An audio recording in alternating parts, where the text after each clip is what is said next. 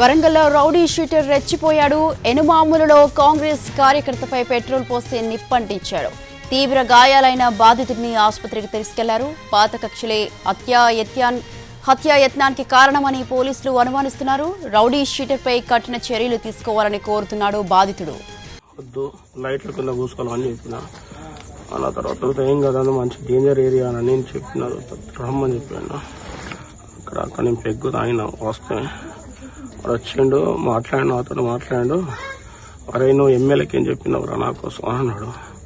నేను ఎమ్మెల్యేకి ఏం చెప్పలేదు. ఎమ్మెల్యే అంత అభివృద్ధి పథంలో అందరూ దూసుకుపోతున్నాం. మా ఎమ్మెల్యే గారు ఎమ్మెల్యే గురించి చాలా మాట్లాడద్దు. ఇంతియాజ్ ఫోన్ చేయాలంటే ఇంతియాజ్ ఫోన్ చేస్తే అలా అంజడి గురించి ఏందని నాకు సెల్లు గుంజుకున్నాడు.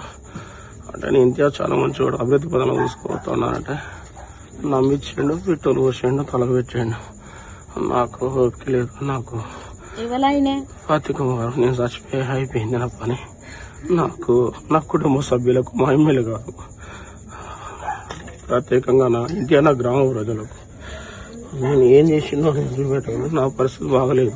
సాగు కన్నా మాటలతో లాస్ట్ చివరం దండం పెడతా. నా గ్రామ ప్రజలు బాగుండాలి.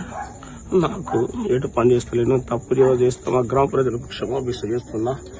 నా ఆరోగ్యం క్షీణించిపోయింది. నాకు ఇదివరకే అనారోగ్యంతో 26 ఏళ్ల నుంచి సుదీర్ఘ కష్టకాలంలో కష్టపడతాను మొత్తుకున్నా.